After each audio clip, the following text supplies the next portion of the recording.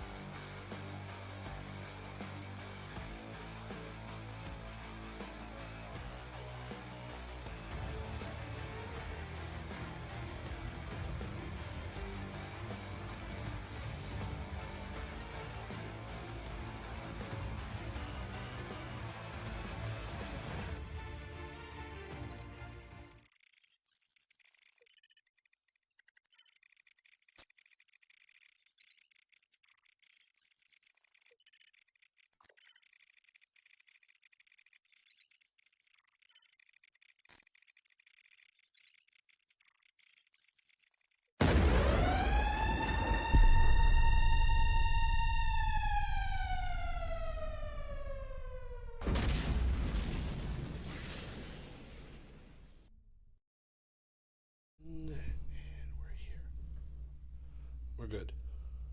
What's up? What's up? Hey, Bob, what's going on, man? Shit, not much. How are you guys doing out there? What's up, everybody? How y'all doing? Once again, welcome back to Ask Us Anything. I'm Rudy. He's Bobby. And we're here to answer those intellectual questions that our universe would love to know the answers to. We're here to answer those questions. And if you just have like a stupid question, we'll answer those as well. He's Bob Rocks. I'm Rudy Hill. Once again, welcome to Ask Us Anything. Now, of course, we always have a subject whenever we do Ask Us Anything to keep the ball kind of rolling. And today is no exception. This one is the greatest of all time, the GOAT, if you will. And we'll be taking a look at different genres of entertainment, sports, and all of that good stuff.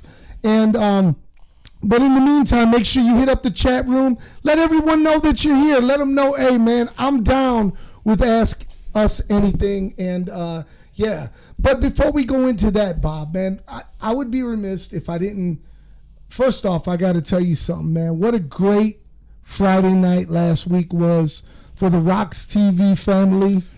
I mean, we got to go have a little boys' night out. How fun was that? RoX-TV summer wrap-up around the lovely city of Detroit and checking out some of the establishments. And we had a good time, man. We played a lot of good music and had a lot of good laughs. This guy, establishment. Man, we were at the bar. And the shit was fun. And shout out to Soulful Dreams out at the Mutiny. You can catch him every Friday night, 10 p.m. at the Mutiny right there on Verner in Southwest Detroit. I mean, good people there, good drinks. I mean, you have one of them fiery, flaming. What the hell was going on? Each drink they made there had this like bamboo thing sticking out of it, and they would set it on fire with a torch. I mean, you're talking visual entertainment, and it tasted pretty good. Got you pretty drunk. I liked it a lot. And I ate a lot of free cut-up limes. Yeah, there's a lot of cut-up limes, and there's pizza. They brought pizza in. And, of course, you guys had to fuck everything up and break the pumpkin, and now we're banned from there. Well, you know, the pumpkin actually had me sign a disclosure agreement. I can't really talk about the pumpkin incident, you know. It gives too much away, but so go check out our friend Soulful Dreams. He check this out, you guys. He spins vinyl 45s all night long, doesn't he, Bob? Some of the best music and a wide variety too. It was a playlist like you wouldn't just hear anywhere else. Maybe it's true. And you know the beauty is that you heard the skips and you heard the scratches and you heard the fuzz and everything. What's going on, man? You ain't got your mic on again? You're too loud. Man, I'm too loud. Baby, I'm sorry. I'm too loud. Let me quiet it down. How's this sound? What's up, girl? How you doing? Ooh. Once again, welcome back. We're just chilling right here. Having a good afternoon right here in the Motor City and around the world. Shout out to each and every one of you guys listening around the world. We're very thankful for you. Here comes Big Bob now. And I think our sound issues may be okay for at least the next 10 minutes. You know how we do it. It should be great now. That's how Bob gets his steps in. He has to walk over and he has to go do the sound and he has to go. Yeah. So, anyways, so then we wound up at Durango. Yes. Which is a trip in itself, man. I mean, it's over there on Junction in Southwest Detroit, El Durango Bar, man. That was a fun. It was cool. I was actually really shocked with the design. That back room had like a big video wall and everything. I was like, whoa! Like I didn't expect it to be very nightclub like it was. It sure is, and it's in a dive bar. And you know it's kind of nightclub-ishy when you see all freaking hotties everywhere. When you walk in, you're like, what the hell's going on here, you know? I knew what was going on. The king was there. Well, because the outside appears to be like just a little dive bar, you know, but... You know me, I had to... Some shit's going down. I had to puff my chest up and walk through that piece. Yeah, you did, man. I know you and Carlito was walking around like you were the Mexican mafia. We were walking around like two guys who broke a pumpkin at the last bar. Yeah, you guys are real badasses, man. Yeah, thanks for getting us banned from the other bar from your pumpkin. I told the dude, I was like, yo, bro, I'll buy you like 10 pumpkins. It's no big deal. He was like, no. This pumpkin meant something to us. I was like, a fucking pumpkin? Are you kidding me? It was a curly gourd. It was really weird looking. Hey, man, but you can find those deformed pumpkins anywhere, man, you know? Go to Kroger. You'll see it. But that one touched his soul, and so we moved on to the Durango. We did. We actually tried to go over to another bar out that way, which was called the Blue Diamond. But the Blue Diamond is only open on Saturday nights. So Blue Diamond, it's a great place if you want to go dance and you want to get into a fight and you want to... So, Rudy, would you say the Blue Diamond might be, because, you know, obviously the Blue Diamond's a legend. It only has to be open on Saturday, and people probably pile in there. Would you say it's the GOAT of Detroit dancing in Southwest? I'd say it's the only, well, you know, there you can also go to Las Brisas down to that spot to go dancing, but there's nothing down there but trouble. I said it. Yes. Oh, by the way, let me make the disclaimer real quickly. The views and opinions brought to you by Rudy Hill are those of Rudy Hill and only Rudy Hill, and does not reflect RoX-TV and or its subsidiary company. Yeah, you know how Rudy is. He's going to say some mean shit. Pay attention. Don't miss a thing. It's true, man, because you know what, man? Fuck Las Brisas, man. Yeah. Because there ain't nothing but trouble in there, man. Every time I've been in there, it's always a fight, or is someone trying to sell me cocaine and shit. Yeah, I said it. I'm telling the truth. And you know. And if you're trying to take your girl out for the night, you don't want trouble. You know what I mean? Yeah, well, of course you don't. Or want if you're trouble, going out cruising for girls, you don't want trouble. But you don't take your girl to Las Brisas, man. That's like taking sand to the beach, bro. I mean, I've never been to the beach. You may want to take a trip down to the beach because they can be fun. So they're piling in the room. If you guys know what this show is about, not only are we going to talk about the GOATs of every category we can think of, but we're still going to answer any questions, and we want to see your comments, questions. So make sure you guys drop them in the chat room. You know what? I want to talk about the GOATs, and one of the GOATs in the world. It's really a collaboration of incredible people. Bob, are you listening to me? What are the requirements for a GOAT? Well, first off, you have to be the shit. That's first and foremost. You must be the shit. You know, you must have compassion for what you do. You must take it to the next level every time that you do it. Like, get better and better and better. And of course, you must touch souls and touch hearts and really make an impact with people in the world. So that brings me to my collective herd of GOATs, if you will. And let me tell you who that is, Bob. Are you listening? I'm all ears. Okay, so listen to this, man. It's the educational system of the United States of America. Of course, I'm talking about the teachers of the world, bro. And what a hard job. If you've ever tried to help anyone or your children learn anything with some schoolwork, textbook, it is not as easy as it seems to explain a math problem or teach someone to read. Absolutely. It's a gift that these people have. Let me tell you something. Teachers, first off, man, they get shitty pay, man, for molding the minds of our kids, you know. And one of the things is that we can help these teachers, by the way, by helping out at home. You know, it's not an 8-hour daycare that they go to from September to May or April. May, right? I think it's May, right? June, I believe. June, okay. It's usually mid-June. Okay. Anywho, it's not a daycare, man. So you try to work collectively with those teachers, said teachers, you know. I know a teacher. She's a second grade teacher. And let me tell you something, man. Me and her, we have some great conversations. She's an amazing woman, by the way. And her name is Victoria. And just an amazing woman.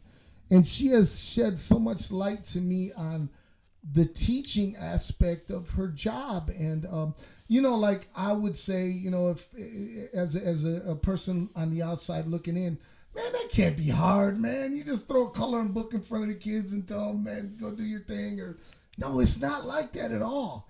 It's like you got to break it down and you got to be smart about every move you make, because you don't want to turn no, especially for her. She's a second grade teacher. So she's got some little kids.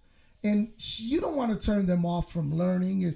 If they have a reading disability or they're not really sure about, you know, where they're at on their level for reading and stuff, it's up to her to gracefully, check this out, Bob, doing it in a nice way of letting people know, and man, your kid is stupid. I mean, straight up. But you can't say it like I say it. Has she expressed her passions, but also how difficult the job may be? Or dude, you know, she has, and again, I'm floored by what she says, you know, because you know there are some, even at second grade, there are some parents who think that, oh my God, if my kid fucks up in second grade, I'm not gonna make it to Yale. I'm like, whoa, for real? She's like, yeah, I have to have these meetings with the parents because they're upset that their kid is not reading in a high school level. You know, you're in second grade, bro. in second grade. So, again, I listen to what she says, and I'm listening to the passion that she has in her voice. Because, again, if you think that these teachers are in it for the money, no. If you think that they're in it for, power, no. None of that stuff. What they're in it for is to really, really help. Now, that doesn't mean that there's not some shitty teachers out there. Oh, we've all had a couple. Right, exactly. And those who just, like I said, throw a book in front of you or turn on a DVD and tell you, okay, here, watch this, But there are some real compassionate teachers, man. Some that, let me just say this, and I'm going to leave it at this right now. If you know of a teacher in your area who is just amazing, amazing, amazing, amazing, like Vicky, you should probably show some love by, saying thank you. That would be a start. And instead of bringing a fucking apple to the teacher, which they're going to just throw away, and man, a little gift card would be cool, for real. Because I'm going to tell you what, the said teacher is just going to use that gift card to buy supplies. I mean, for real, for real. Shout out to the teachers, man. So shout out to everyone in the chat room also. We got some people. Kyoto says what's up. Mike Lon says what's up. Chipper Nightshade says whoop whoop. Eddie Gretsch says what's up, fam. Hey, did they answer your question, Eddie?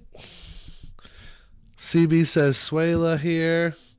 And then there was some, the comments about the microphone that I already fixed. Oh, it's already fixed, people. See, it's fixed, man. Relax. I reversed it today, and that cranking that we were giving my microphone, I gave to yours. Oh, see what he did. And I need my microphone turned up, as loud as I get. Back to what we're talking about right here. The goats. We're talking about the goats, and so everybody was like, man, Rudy, I gotta know. And I told him, man, please send that to the chat. Don't send it to my personal Facebook. But they did, and I feel like I have to address one of the goats that they were like, man, I know you're going to be talking about her on Ask Us Anything. It used to be Ask Rudy Anything, but then I was just too lame, so I had to bring in my boy. So anyways, and that is who just passed away yesterday, Loretta Lynn, man. She was the queen of country.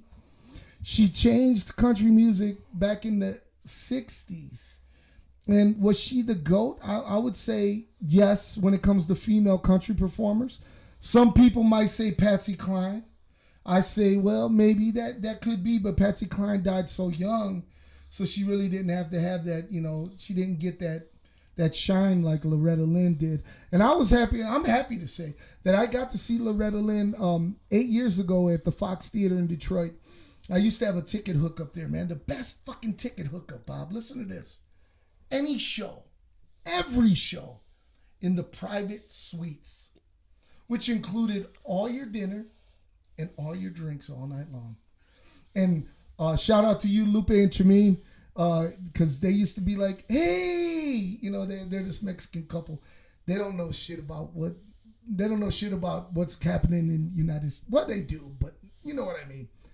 Hey, have you ever heard of Jethro Tull? I'm like, yeah, I've heard of Jethro Tull. You want these tickets to go see Jethro Tull? I was like, well, yeah, and it includes dinner and private parking. I'm like, yeah. So one day they called me and they said, hey, we don't know if you like country music. I was like, well, it depends, because I do like country music, but I don't like some Taylor Swift bullshit. Right. I don't like some, some of that poppy shit, Luke Bryant and all that. It's none of that garbage. But if you talk to me about George Jones, you talk to me about George Strait, you talk to me about Conway Twitty, Alan Jackson, now you're talking my kind of language when it comes to country music. So she was like, you want to go see Loretta Lynn? Man, I couldn't get to her house quick enough to get those fucking tickets, man. Because one, I knew Loretta Lynn was old and she wasn't going to be around forever. And two, she is the GOAT when it comes to female country performers. And it was crazy. You know she's old. Now here comes the debate. Would you put her higher than a Dolly Parton? Easily. The reason why I say that is because Dolly Parton, I mean, and I know I'm going to get a lot of hate off of this, but Dolly Parton, let me say this about Loretta Lynn. Loretta Lynn wasn't she wasn't the apple of everyone's eye, if you will. She wasn't the greatest looking woman of all time, but when she opened up her voice, it was like angels singing. As opposed to Dolly Parton, when she opened up her voice, it was okay, but she was more of a tits and ass show. I mean, and back in the day, right. She would always flaunt her breast, and that really put her over the top. Could she sing? Of course she could sing, but when you talk about those heartfelt drinking songs, those divorce songs, those you cheated on me, you son of a bitch songs, and don't come around here thinking that you're going to get some ass when you're out there getting fucked up with your homies, go stay out there with your homies. That's Loretta Lynn. And I knew Loretta Lynn was not going to be around forever, even when I seen her 7 years ago. And first off, they're like, ladies and gentlemen, we're going to introduce to you Loretta Lynn's youngest son. He's going to come out and play a set. So I'm like, where the fuck is this youngest son, man? And I look at this dude, I swear to God, her youngest son was 61 years old, bro. Whoa. He came out, I was like, is that her old man? What the fuck is going on, man? And, but like I said, Loretta Lynn, and if you want to agree or disagree, or if you have a female country performer that you feel that we didn't mention, go ahead and hit it in the chat. I'll debate you, shit. Yeah, what about like a Reba or even a pop country person like Shania Twain, who, I'm sure she's got some legit. What Shania Twain, the beauty is about her was she was on top of the world. She had the Matrix in her hand. However, after that one album, it was it. Yeah. She brought out several of them, and no one gave a shit. And Reba would possibly be one of the GOATs. However, she focused on her acting career, doing her sitcoms and all of that stuff. Look, I'm not discrediting any one of them women because they're all amazing. But when you talk about the cream of the crop, there ain't nobody better than the coal miner's daughter. Faith Hill, someone says. Faith Hill, she's good. But I wouldn't consider her great, even though she does sing one of my favorite songs with her husband, Tim McGraw, It's Your Love. Beautiful song. But no, I wouldn't. So I think you're saying with all the years and all the versatile songs and everything, Loretta Lynn's just hard to top. She really is. And I don't think there's, not in our lifetime, we'll never see nothing like her again. Yeah. Rest in peace, Loretta Lynn, the coal miner's daughter. Martina McBride, someone says. I can't lie. I don't know enough about Martina McBride to even argue it. I don't know much about her either. Yeah. So what other kind of goats did people try to approach you with? Well, everybody came to me and was like, well, Michael Jordan. And I was like, Michael Jordan was great. He really was great. He was great. In my eyes, was he the greatest of all time when it come to holding a basketball? You damn fucking right he was. You damn fucking right he was. Look, I don't hate LeBron. I don't like LeBron, but I don't hate him. Kobe was the man. You're talking about a cat that came straight from high school straight to the NBA and won championships and won MVPs and all of that stuff. But still, there was that man from the Chicago Bulls who basically did it on his own several times. And look, you may say Shaq. I know everyone's going to say the typical name. Shaq, Larry Bird, Kobe, LeBron James. Dude, come on. There's nobody bigger, nobody who was better than Michael Jordan. Was Michael Jordan a dick? Yeah, he was. He was a real asshole. If you watch that documentary that they put out, wow, I was blown away by it. But that didn't take away from the fact that he was the greatest player to ever pick up a basketball. Yeah, he had a magic about him that he was like a star to other basketball players. You know what I mean? Exactly. And, like, I would be remiss if I didn't mention Kareem Abdul-Jabbar, man, who's one of the greatest hook shots ever. But that's what he had, was that hook shot. Michael Jordan had it all. He really did. He was the first superstar when it came to the NBA, even though it took so long, even into the mid-'80s, for that to happen. Let's just put it this way. If you were ever a little kid and you ever picked up a basketball, you knew who Michael Jordan was. Absolutely. What else we got, man?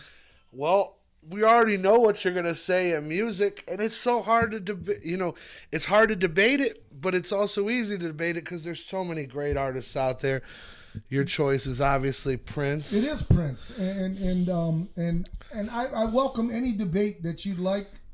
Anyone out there, please feel free to jump into the chat and tell me who is better than Prince. Now, let's run down his credentials. 27 instruments mastered. Name 20. I can't name 27 instruments. Now let me have the best person I know to argue with you, which would be you. Do you know any other artists that are similar to that with the instrument thing? No. I don't.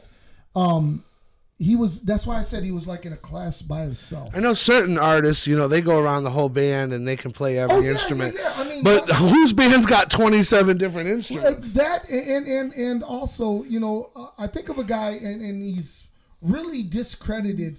He's only known as being a drummer, and he's a great drummer, by the way. Not the greatest of all time drummer, but he also plays guitar. He also plays keyboards. He plays piano. And he's a DJ, and that's Tommy Lee of Motley Crue. I mean, he's an amazing guy, but come on, man. Nothing. When I say that Prince mastered 27 instruments, he mastered them. He just didn't play them, and I was fortunate enough to see Prince 17 times in his lifetime, and I've been going to concerts. Since I was 12 years old. I'm going to be 52 next month. That's 40 years for you. 40 years of concerts. Right. And there's nothing that could ever touch Prince Rogers Nelson. And let me tell you something. I've been to some great shows. And there's no comparison. And I mean, take a look at it. What better Super Bowl performance do people still talk about to this day than Prince? I mean, what about when he went on the Rock and Roll Hall of Fame and he did My Guitar Gently Weeps with Tom Petty, with Jeff Lynne from ELO, with what's his name, George Harrison's son, Stevie Winwood. They were all up there because it was the Rock and Roll Hall of Fame, and he went over there and did a guitar solo that blew all them away. And those guys are legends. They were all like, what the fuck just happened? What just happened was you just got graced by his royal badness is what happened. And again, writing songs, they say in his vault today, 2022, are you listening? I'm listening. They can bring out 3 albums for the next 55 years. All recorded and done. That he just put in his safe. He was just a musical genius. And he was self-taught. And, I wish he would have taught himself better about drugs, man, because God knows, man, it sucks. My son Carlito will never see Prince. My son Santana will never see Prince, and it sucks. It really sucks. However, I can't think of anyone who is better than Prince when it comes to music. I do have some honorable mentions, i.e., Carlos Santana. To me, is the greatest guitar player besides Prince, believe it or not. And one of the cool things was there was a there was a reporter in London, and he went over to Eric Clapton, who everyone knows Eric Clapton's a great guitar player, and he says, "Hey, Eric, what does it feel like being the greatest guitar player ever to pick up a guitar?" And he says, "I don't know. I think you should be asking Prince this question." That's coming from Eric Clapton. That's pretty big. But yeah, of course, Carlos Santana. So you don't agree with Xena here, who dropped Michael Jackson's name out? Come on, man. Come on. Michael Jackson, let me say this about Michael Jackson. Was he the greatest of all time with dancing? No, hell no, man. Hell no. No. You know what? I put Bruno Mars above Michael Jackson at dancing. What Michael Jackson was he was one of those guys that a studio producer could come in and say, "I got the perfect song for you, Michael. This is for you." Does Michael sit down at a piano and write it? No. Does Michael grab a guitar and play the guitar on it? No. What Michael does is he does his voice, and he's got a beautiful voice, by the way. He really does. But all of that stuff is programmed and it's constructed for him. And by the way, Michael Jackson was a puppet to the record industry, to the music industry. And I only say this because Michael Jackson never had balls to come out with edgy stuff, edgy shit that, would scare white America. Prince didn't give a fuck. Prince had a record called Jack You Off. I'll jack you off, bitch. Or head. Do you get enough head, bitch? Do you get enough head? I mean, Prince didn't care. Michael was, he was safe. He was, and there's nothing wrong with that. By the way, there's nothing wrong with that. If you want to be the king of pop, which was, he self gave him that, his own name, that. And he would hit up MTV and say, "You know what? Let's give out the Michael Jackson Vanguard Award, and I'll be the first participant winner." Like, come on, man. Come on, dude. And this is what killed Michael Jackson. Are you ready for this? Prince killed Michael Jackson. And you're going to ask me, why do you say that, Rudy? And I'm going to tell you why. Because Prince went over to London, and Prince did 20 shows sold out in 18 nights. Michael Jackson was preparing to do the almighty 25 because he could beat Prince. And when he did, he overloaded his body. He overloaded everything about himself on top of the drugs that he was taking because he was a madman. Anyone who does that to themselves, their face, you're a madman. And he couldn't hang with what Prince was doing. And it always bothered Michael, even though Michael in the real world, in the real scheme of things, in the masses, is way bigger star than Prince. Way bigger. Was he personally, did he see himself as personal competition with Prince? Did they personally know each other? They did, and check this out. Prince because Prince was very competitive. He was a basketball player, great basketball. Well, you heard the stories with Charlie Murphy and all that stuff. Those were all true stories, by the way. And Prince used to invite Michael over to play ping pong at his house in Paisley Park. And Mike would sneak in, and they'd have their friends all there and stuff. And Prince would sit there and just talk shit to Mike, like, "Man, are you going to hit it or are you going to be a bitch? What's going on? You going to hit the ball? Oh, go get that ball," when he drops it. They punk him out. Prince was in his head. Even though Michael was the way bigger star. But when you strive to be something, if you go ahead, I challenge each and every one of you guys who are listening today and watching. Go back in the history of Prince. Okay, go from the Graffiti Bridge era, and then go to the Michael Jackson, like Bad era, just after Bad. I don't know what came out after that, but during the Graffiti Bridge era, Prince had straight hair. You know, he wasn't dressing like Captain Crunch, like he never dressed corny like that. But you look, and then Michael, when you see him, I Remember the Times, which is a beautiful song, by the way. Michael Jackson, Remember the Times. He had the Prince hairstyle. He had the graffiti bridge hairstyle. And little things like that, you just, I mean, as a fan like myself of Prince, and I watch and I look and I say, wow, check that out. And like I always say, man, when they say, you know, Prince versus Michael, Prince never got accused of fucking boys. Exactly. Hello. So we're going to, you know, unless you got your argument in the chat room, we're going to go with Prince as the GOAT of music. Wait. What about you, Bobby? Who do you think is the GOAT of music? Well, see, you've already heard my. It's hard because every time I think of a GOAT in music, they only do one thing. How can I compare with 27 instruments? Well, I'm not asking you to compare.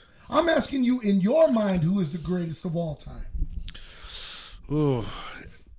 Well, I can slightly change the category, and I'll give you a greatest of all time, and you guys can argue. I'm going to go with, you know, musician, entertainer, and say Ozzy Osbourne. I knew you were going to say Ozzy. I fucking knew you were going to say Ozzy. Because this man, sometimes by luck, sometimes by talent, sometimes by choice, just he lit a fire. You know, after he left Black Sabbath, you know, they thought he was a sinking ship. And he took off like a rocket. He did. He really did. You know, unfortunately, later on in his career, his wife was so controlling, and especially in his hour of need when he was a complete drug addict, she would still make sure that he had to get on that stage and still fulfill his obligational duties. Instead of being a wife that says, you know what, man, my husband needs fucking rehab, she'd have his ass being pushed out there in a fucking dolly if she had to. I definitely don't think he's the greatest of all choices of all time. But when he hits that stage, or, you know, well, we're talking heyday here. You know, I know he just did a performance recently, and he is up there in age. But in his heyday, when he hit that stage, he was pure entertainment, and he moved, and he sang, and he was good, and I don't know, man. He just gave off energy. I've seen him live a bunch, and I know it to be true. I've seen Ozzy too live one time, and once was enough. Anyways, but I would be remiss if I didn't mention a couple other names that could very well be the GOAT when it comes to music. Mr. Elton John. Elton John is one of the greatest composers of all time. Greatest piano player. I mean, besides him and Billy Joel, which, you know, Billy Joel, there's an argument there about him being a great one. He is, and he's got a great voice too. Did Elton write his stuff? Elton did write with Bernie Taupin, and that was his tag team partner. And some of his great stuff came from him and Bernie Taupin. But then when they split up, he found his niche doing like I'm Still Standing, and I guess that's why they call it the blues. And I mean, some true classics. And, you know, I mean, for those of you who have children, the whole Lion King soundtrack, and, you know, he was there, man. And I give much props to Elton John, and also, like I said, Billy Joel. And the other one that I really feel as though everyone should know about is Freddie Mercury, man. I think Freddie Mercury was one of the pioneers when it comes to voices in music. I was about to say he was definitely a vocal GOAT. Yes. I seen him do the operatic stuff. You know, he would be doing different notes and playing with the crowd and having them repeat these different notes, and it was just crazy. Yeah, he was amazing. And for those of you who haven't seen Bohemian Rhapsody, the movie, I urge you to go check it out. It's a really classic movie. It's one of those biopics, and they had one of Elton John I urge you not to see because it was terrible. Rocket Man, I think it was called. Anyways, yeah. So we're talking about these great performers. What about your favorite? I want to know this. What's the greatest of all time GOAT rock band? Bob. Because I got a hell of an argument. Well, it's so hard, you know, because I just want to pick all my favorites, which sometimes doesn't mean they were the greatest of all time. You know, I love the Doors. I love Pink Floyd. I obviously mentioned Black Sabbath. But there's a lot of bands out there that had so much talent when it came to the instruments that I didn't really care for. So it's hard to tell what makes you a GOAT. Is it popularity or talent? Well, I think it means a little bit of both, and I think it means that like I said at the start of the show, what band really made an impact on the world. I mean, and of course everyone's gonna automatically say the Beatles, and the Beatles were great. They were great. Were they the greatest of all time? I don't know, because I would argue the Rolling Stones myself. The Rolling Stones were more of the cutting edge. If you had to compare both Rolling Stones and the Beatles, I would compare them to Prince and Michael Jackson. The Beatles were the boy band from the 60s who did a bunch of cover tunes, and then they found their niche when they found marijuana and hallucinatives. Hallucinogens. Yeah, that too. Mushrooms is what we call it. Yeah, around here. Down, James Brown. You know, speaking of James Brown, the Beatles were cut short, so sometimes it's hard to, you don't know what could have been. Shame on the dude that gunned down John Lennon, and leaving us never with an opportunity for them to reconcile. But they had plenty of time. But the Rolling Stones, I think, definitely cleared them on radio singles. Like they had so many hits, so many albums, and so many world tours. We're talking about, they came to Detroit. They played multiple days, didn't they? Yeah, they did, of course. And selling out Detroit in multiple days is not something that every artist can do. In a 70,000 seater, by the way. I'm just putting that out there. What about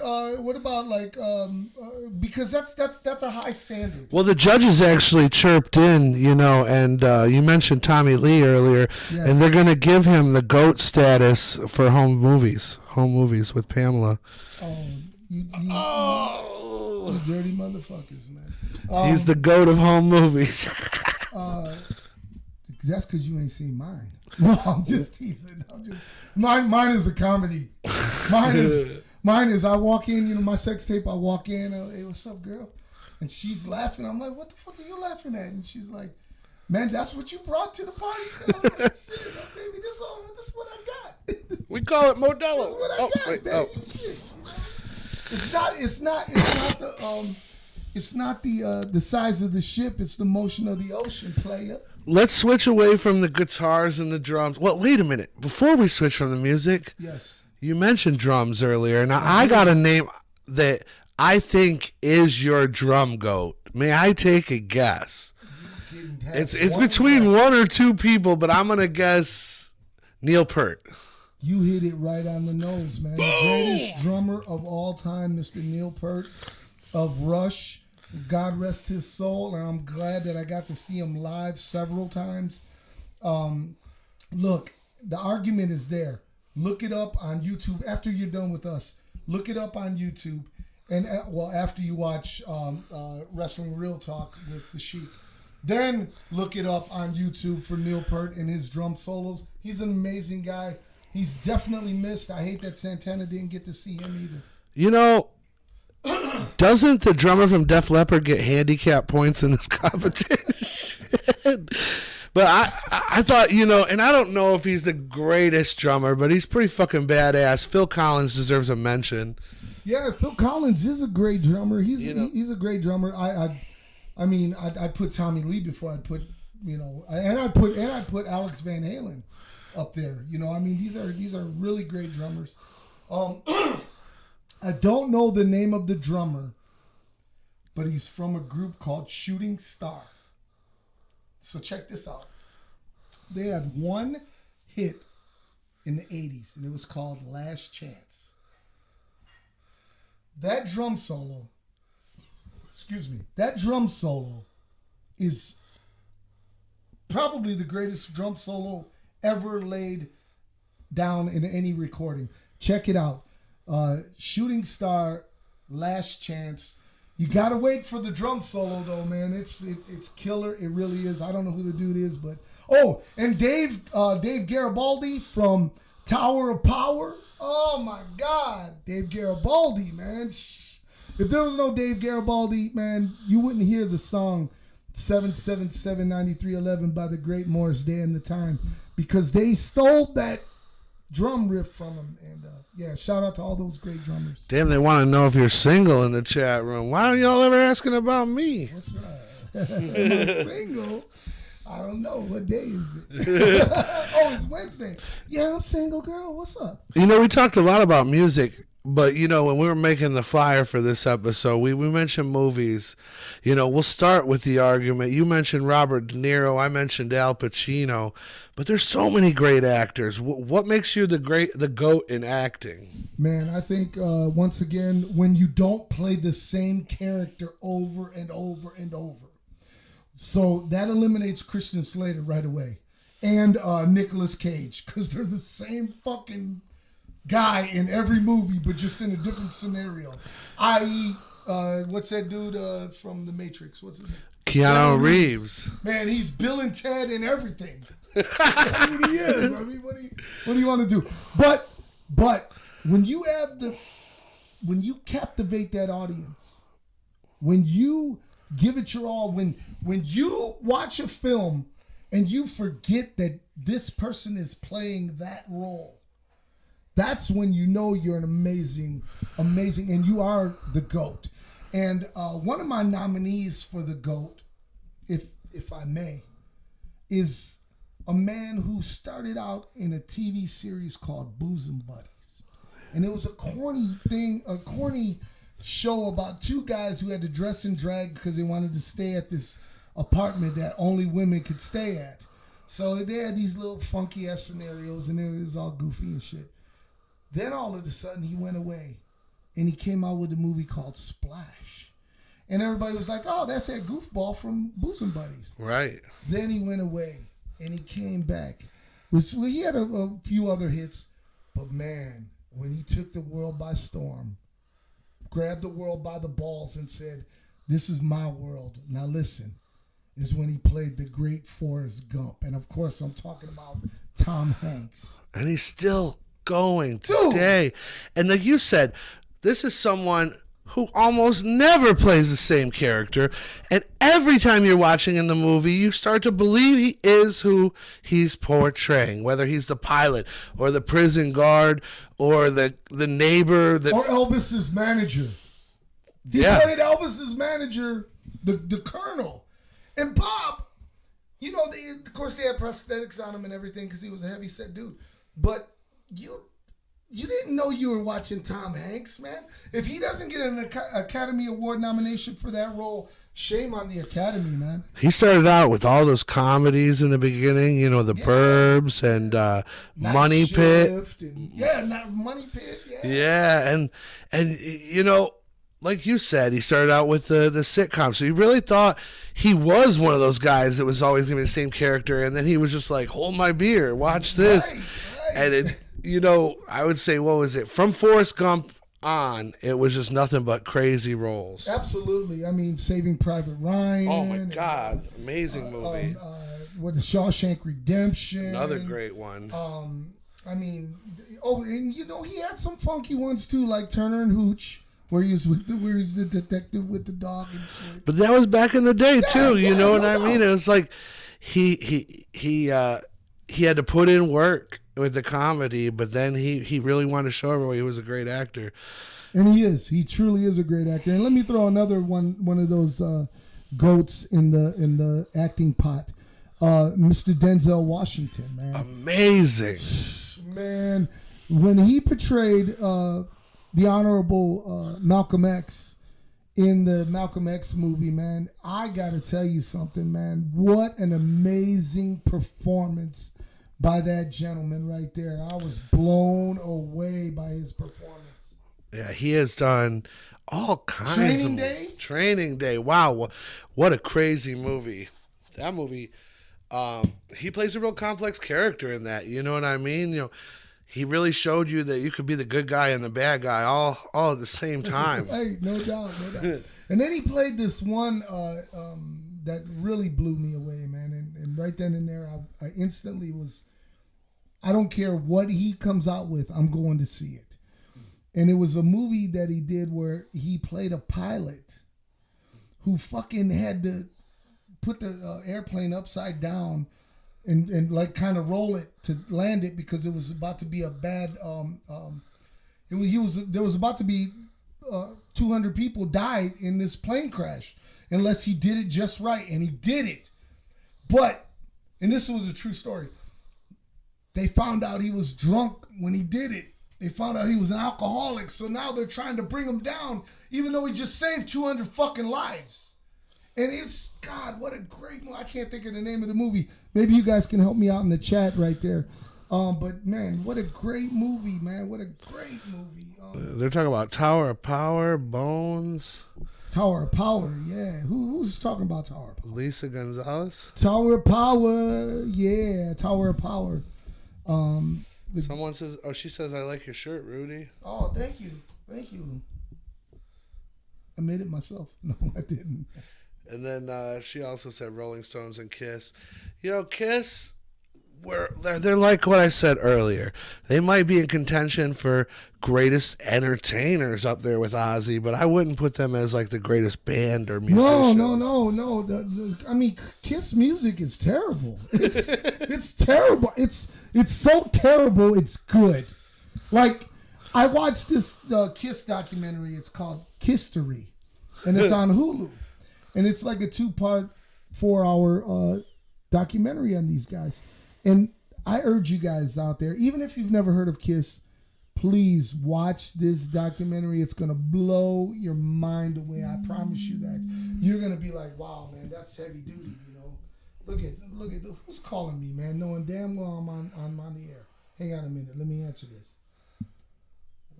Hello? Yeah, I'm good. I'm on a podcast right now. I'll talk to you in a little bit.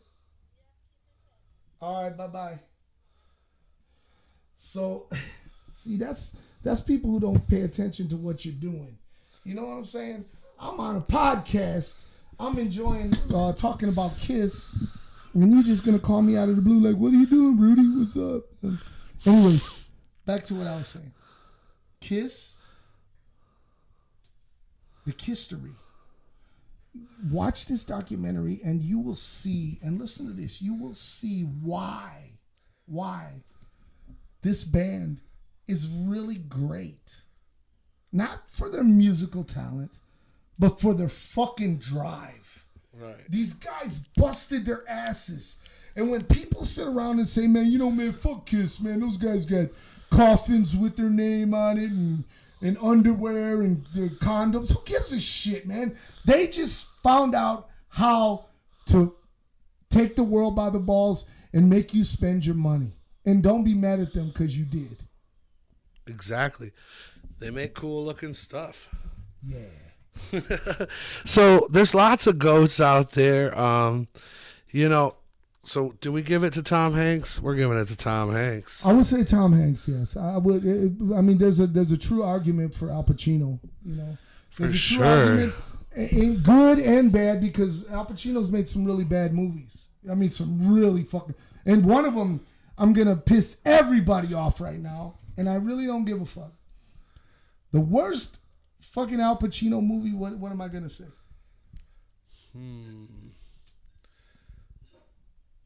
You're going to say Scarface. I'm going to say Scarface. I knew it. The worst fucking Al Pacino movie of all time. If you sit there and you say, man, that movie was the bomb, it was great, Tony Montana, all this bullshit. That was the worst fucking Cuban accent from an Italian guy that you could ever come up with. He learned later on in his career, when he became Carlito Brigante, how to enunciate and pronounce certain things in the Latin community. and he made you convinced that he was a Puerto Rican in that movie. But Scarface was, not only was it bad accents, it was bad acting, and it was corny, man. Yeah, I said it. It was famous mostly for shock value. People always wanted to be like, did you see that movie? You know, because they kill a bunch of people. They swear, I think, 187 times they say the F word. Right, and we were just kids when we seen it. We were like, oh, shit, this motherfucker. I'm Tony Montana, motherfucker. Say hello to my little friend. Right. Everybody's got a Scarface poster in their house. We got a super chat right here. Super chat. Anya Garcia says, just wanted to say hi and love you. You're West Coast girl. Oh, we love you too. We appreciate that. Man. And yeah, you support. Let me tell you something about Anya, man.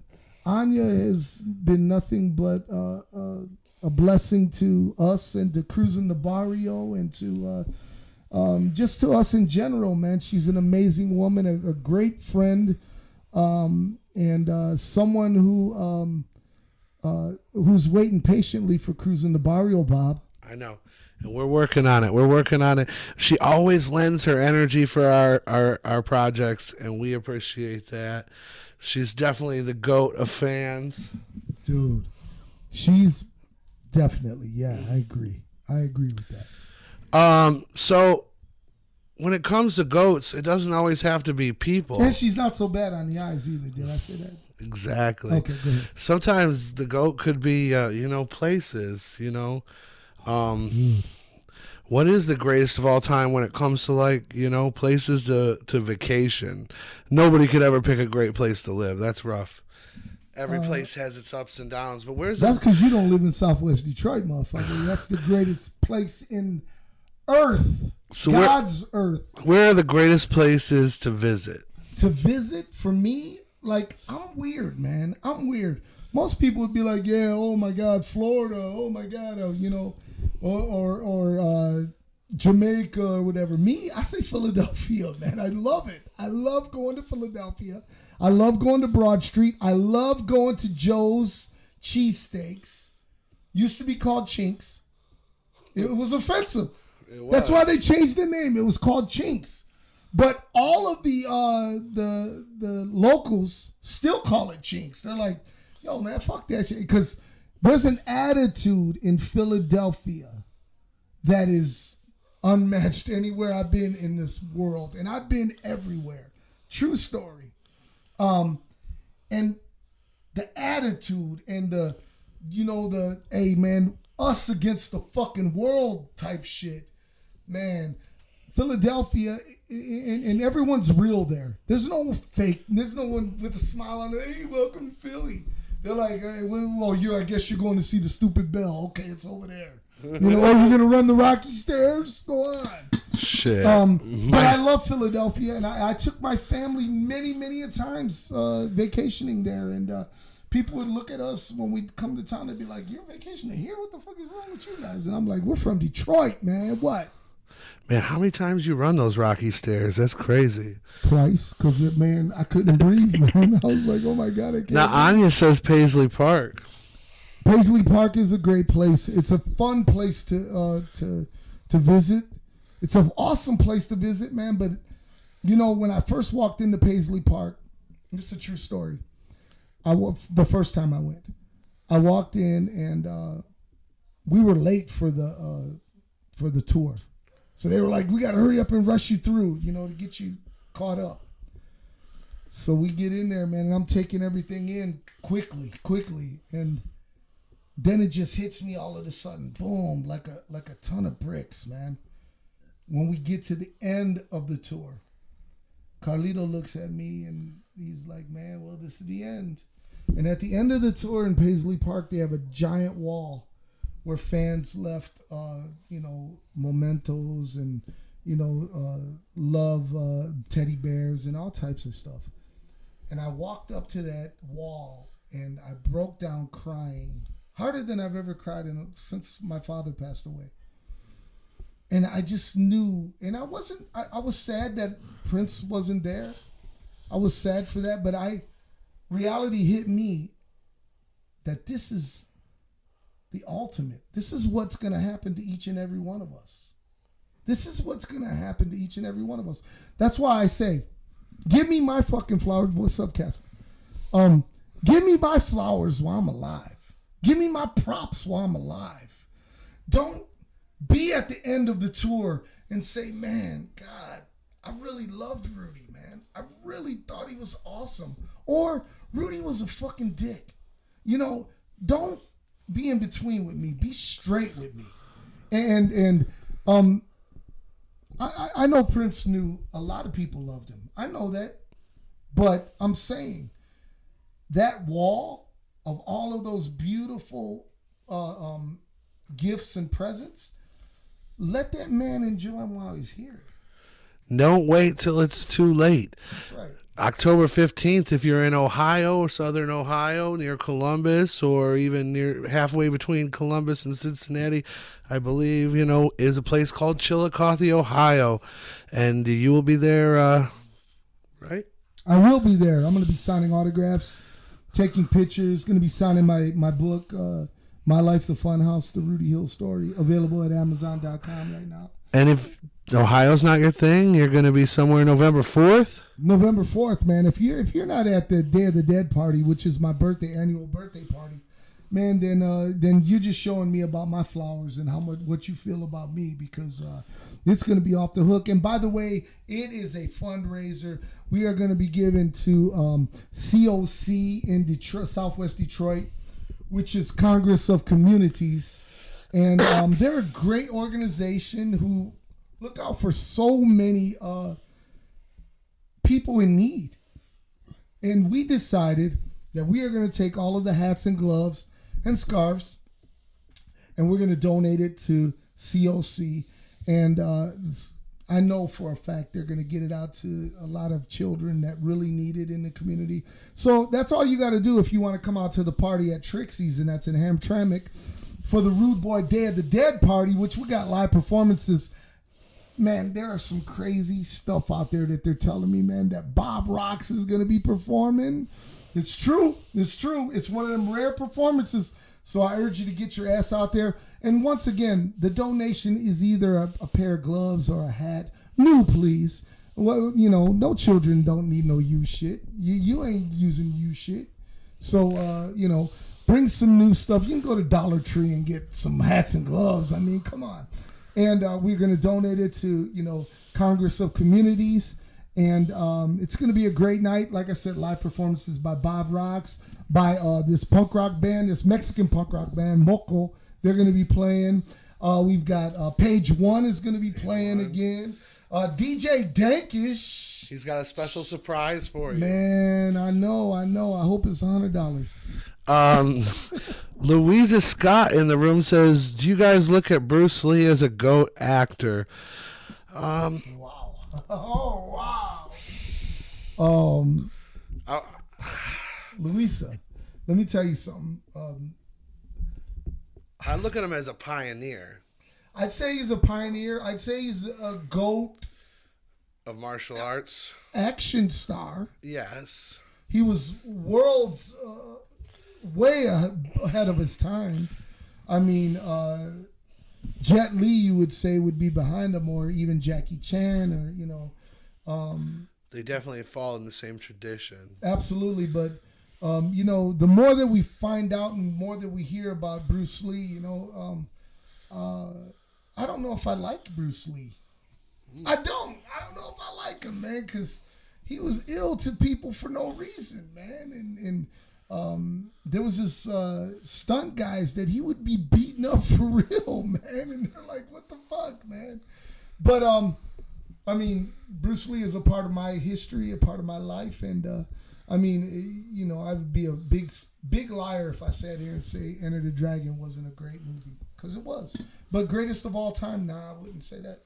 No, I wouldn't say. As far as acting, definitely not. No. Oh, no. I think Tom Hanks will give him the old acting chop. Oh, no doubt. Oh, wow. You did say that, didn't you? You put that pun in there, didn't you? I think Bruce Leroy was a better actor than Bruce Lee. Bruce Leroy from The Last Dragon. Or the Great Last Dragon, right? It is the Last Yeah. Dragon. Yes. So listen, we're going to take a quick break. Don't you dare go nowhere. We're taking just a brief break. We'll be back in just a few minutes. We will be back in a few minutes. So get in the chat room, ask us what you want. We're here chilling for the next hour or so. We'll be right back after these words. Classic professional big time wrestling. Present. The Great Fall Bash. October 15th, 2022. Over 40 superstars. Chillicothe, Ohio. See WWE Hall of Famers, legends and superstars including the Powers of Pain Barbarian and Warlord. Jerry the King Lawler. Eric Redbeard, formerly known as Rona the Wyatt Family. Total Package Lex Luger. Brutus the Barber Beefcake. Greg the Hammer Valentine. Perfect 10 Baby Doll. The Big Red Machine Kane. 9 action-packed matches. Meet former JCW champions Congo Colombian, Rude Boy, and so much more. Over 50-plus Hall of Famers, legends and stars. Tickets available at brownpapertickets.com. The Great Fall Bash. October 15th, 2022. Chillicothe, Ohio. Brian the Lion Matar, Misery, DJ Clay, and Mosh Pit Mike. Student Minister Troy Muhammad, DJ Carlito, and many more guests.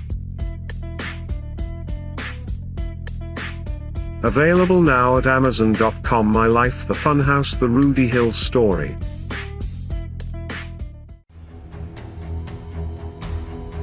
With over 100,000 views, Big Time Memories has brought the forgotten stories of the superstars of big time wrestling back to the fans. Dave Drayson and Terry Sullivan guide us down memory lane in a way only their personal experiences can. Over 30 episodes available now on YouTube at RoX-TV.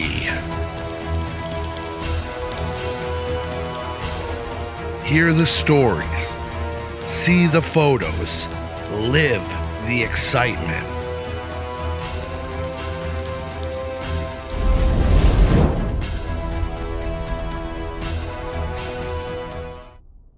You've seen international big-time wrestling on RoX-TV. Now booking for summer and fall of 2022. This is your opportunity to bring the stars of IBW to your event. The crowds, the excitement, fun for the entire family. You've probably seen IBW at events like the Mexican Fest, the Multicultural Festival in Dearborn Heights, and the Labor Day Festival in Hamtramck. When you book with IBW, we partner with you to implement online and in-person promotion leading up to your event, including but not limited to video commercials and graphic flyer design. So call 313-675-3367 and make your event big time.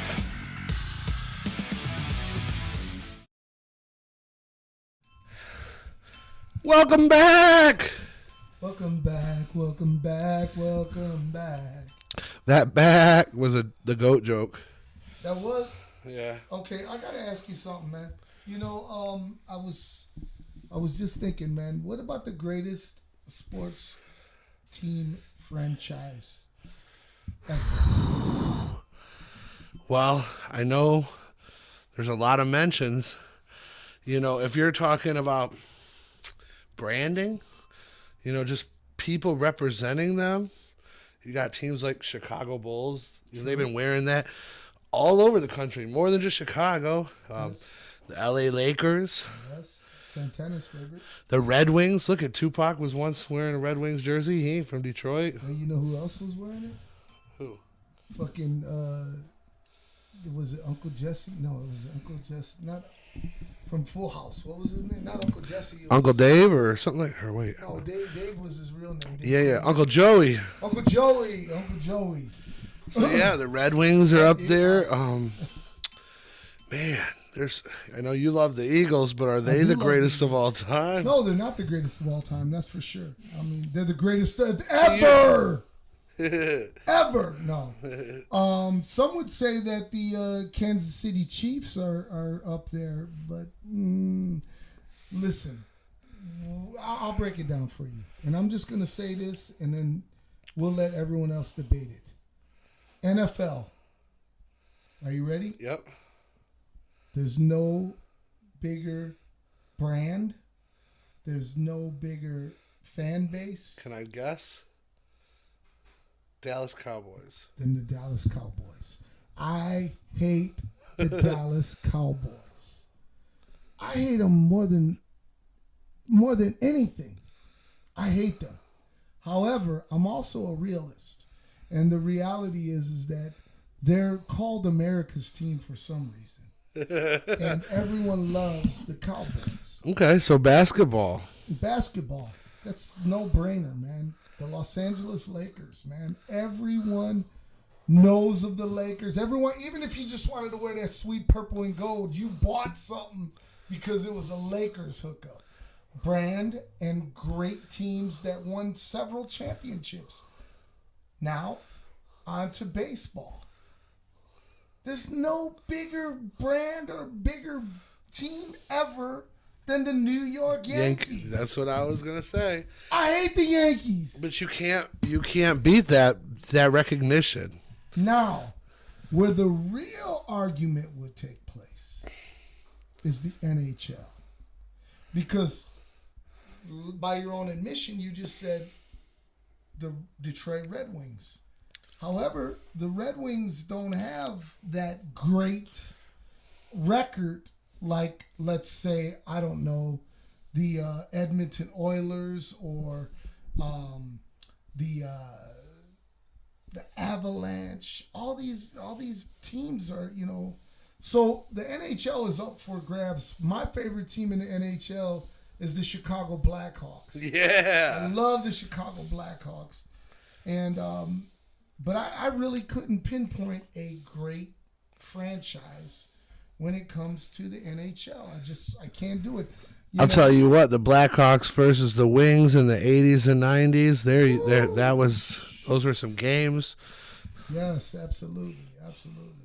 So what are they saying in the chat room, Bobby? They confirmed it is Uncle Joey.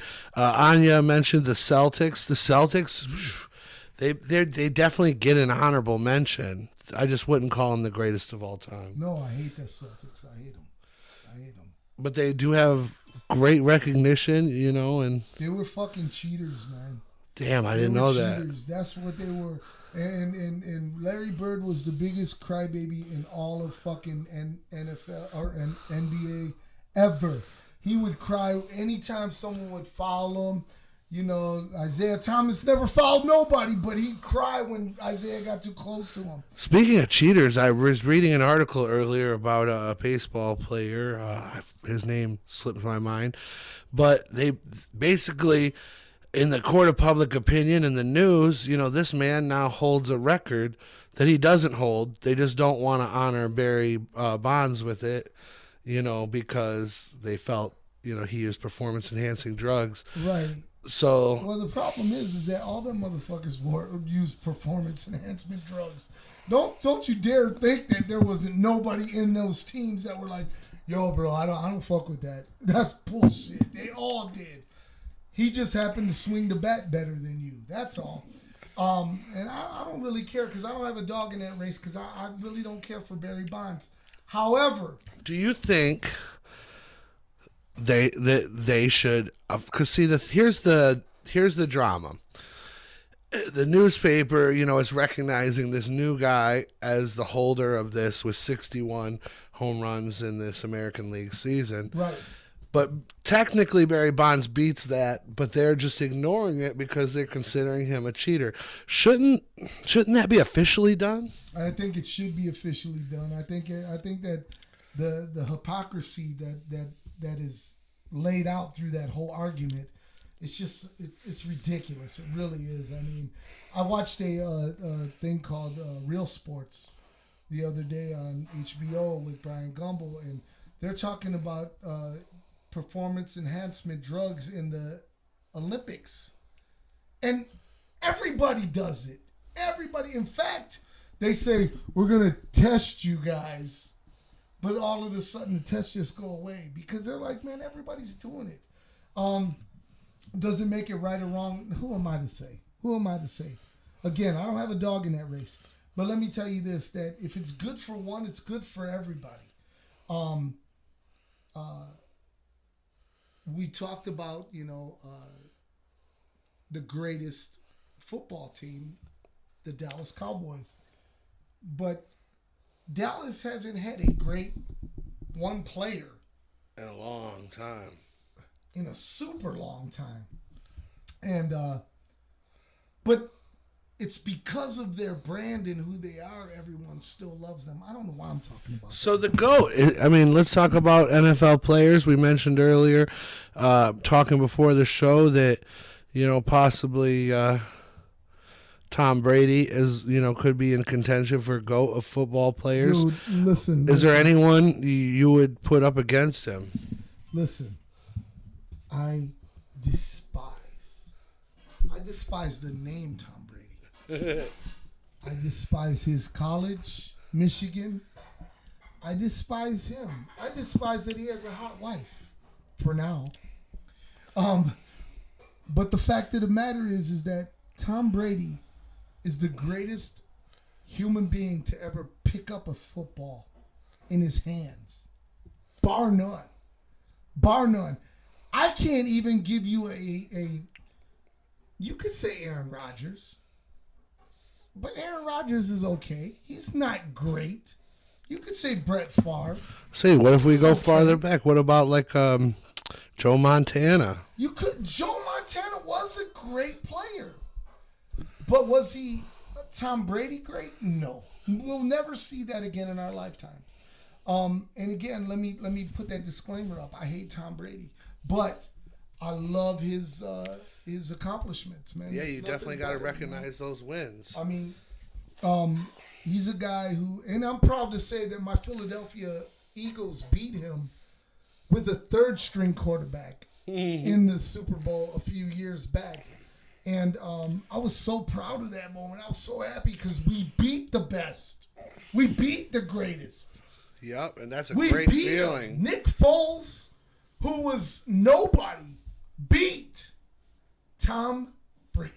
This guy's crazy behind the camera, man. You can't see it, but my son's back there doing the floss, trying to mess us up. I thought I was seeing shit. But yeah, Tom Brady, as far as the NFL goes.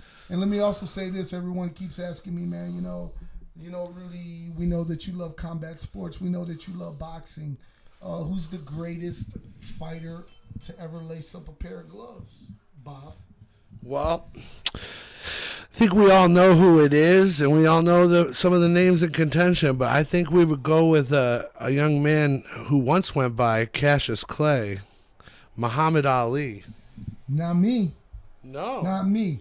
I urge you to go back and watch the Sonny Liston fight. It was a phantom punch that put him down. It's all over the internet. You could watch it all you like. Muhammad Ali was a great human being. He was a great humanitarian. Was he a great fighter? Anyone who does the rope-a-dope style, just getting hit until the guy's tired, that doesn't make you a great fighter. What makes you a great fighter is defense. To hit and not be hit. And let me tell you something, ladies and gentlemen out there in this beautiful world. There's only one great, and he's still among us. He's not active right now, but he is Floyd Money Mayweather. There's never going to be another fighter with the defensive skills, the hit and not get hit. Everyone always says, well, he just runs. But again, that's the art of boxing. You don't stand there to get beat up. You don't do that. And a lot, especially in the Chicano boxing, we're brought up to, stand in front of them, throw chingazos, Floyd was like, man, I'm out of here. Watch this. Boom, boom, boom, boom. And he beat everyone that you said was going to beat him. He beat them all. But see, beat them all. I got to argue. Manny Pacquiao, he made him look like a fucking idiot. I got to argue. Like you said, the Dallas Cowboys, they haven't always been a great team, but that brand recognition. Muhammad Ali was a hero for black men. He was a hero for boxers. He was a hero for kids. He put boxing on the map for a lot of people. Can I say this about Muhammad Ali?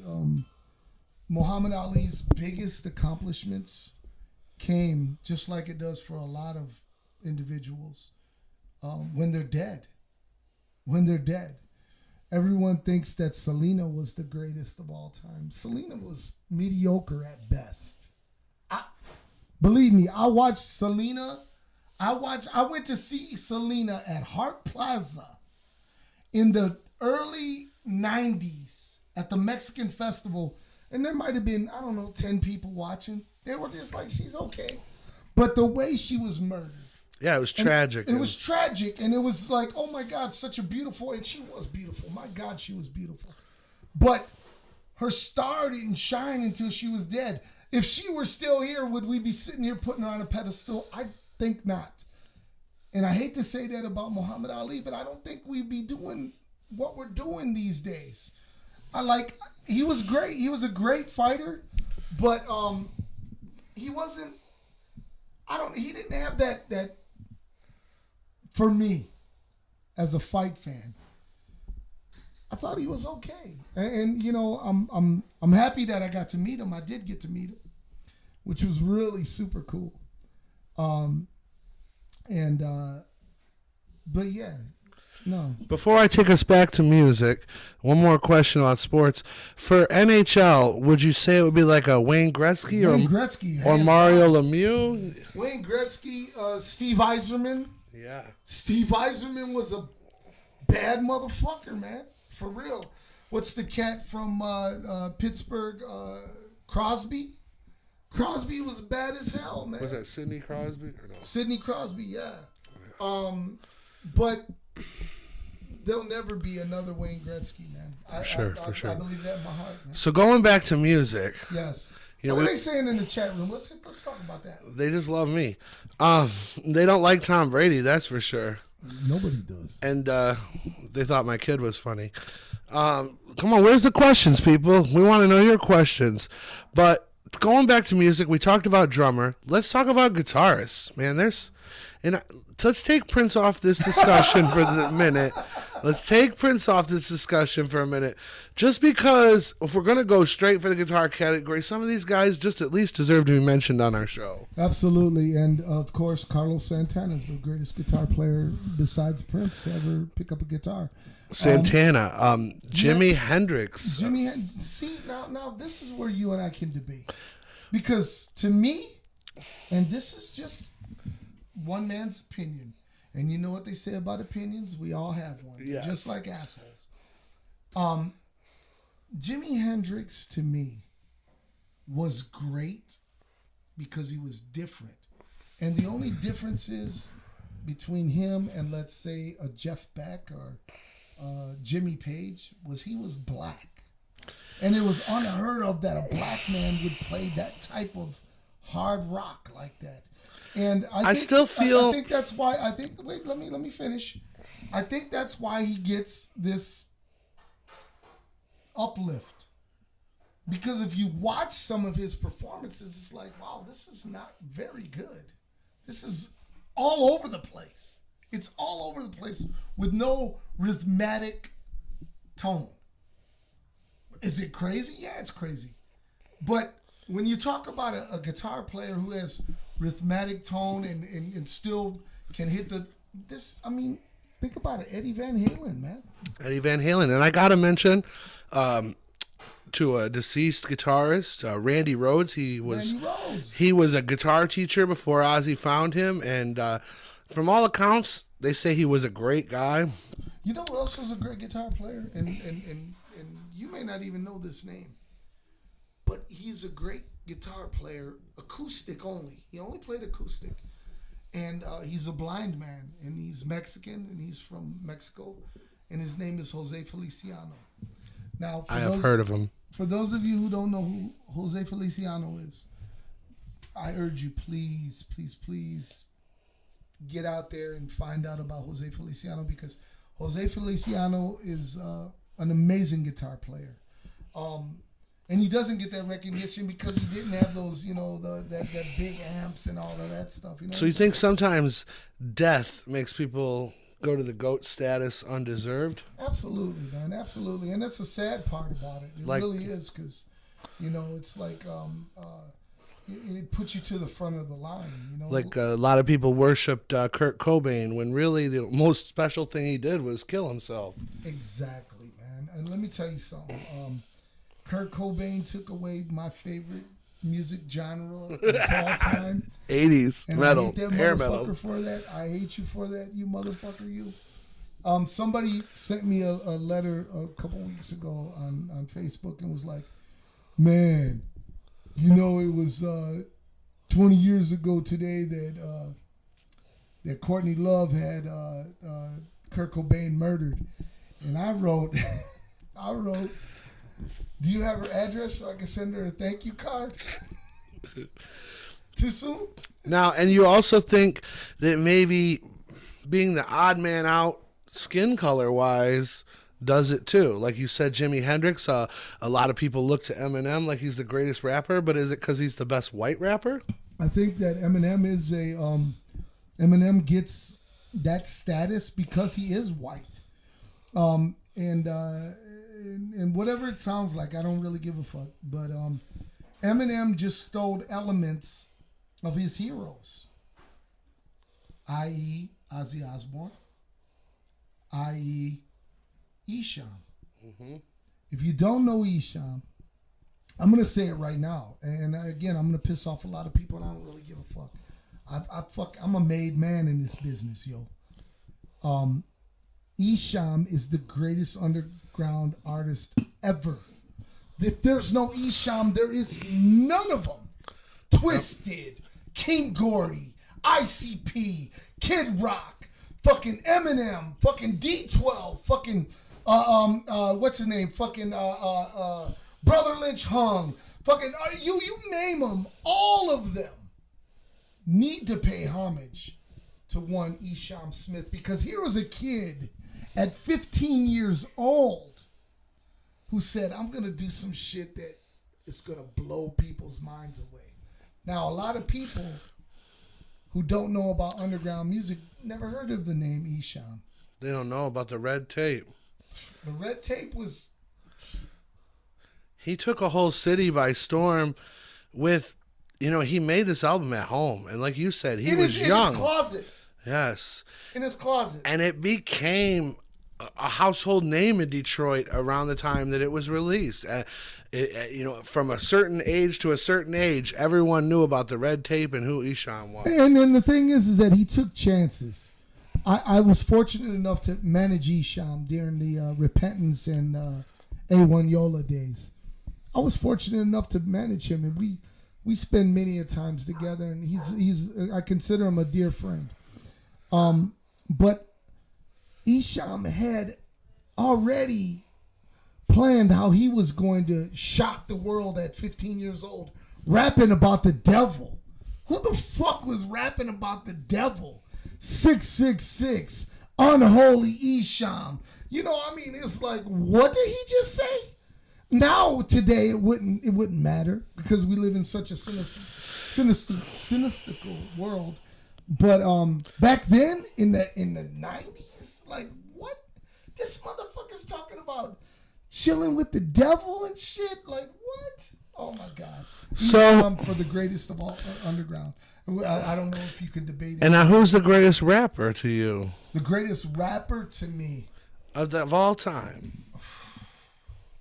I know it's going to be somebody from the 80s, but I'm still ready to hear it. Well, here's the deal. I'm going to tell you the greatest rapper of all time to me. And he's not from the 80s, by the way. And he's someone who I don't understand. I don't understand what the fuck he's going through. But I think lyrically he's amazing. I think he's crazy in real life. And of course I'm talking about Kanye West, man. I really do. I think like if you go back and you listen to Kanye West's catalog, man, some of those lyrics are just so fucking far ahead of its time. But now I feel as though he does dumb shit to try to stay relevant, if that makes sense. Like the other day he had a shirt on with his girlfriend that said White Lives Matter. Like, why would you do that? Why would you do that? Now, let me throw a name at you that 15-year-old me would be mad about, because I don't really like this guy. I mean, I like a handful of songs now, and I respect him, but he's been in the game forever, and he's made a lot of money. What about a Jay-Z? Jay-Z is amazing. Jay-Z, his rap to me was kind of like slow and I didn't really get into it. That just wasn't my thing.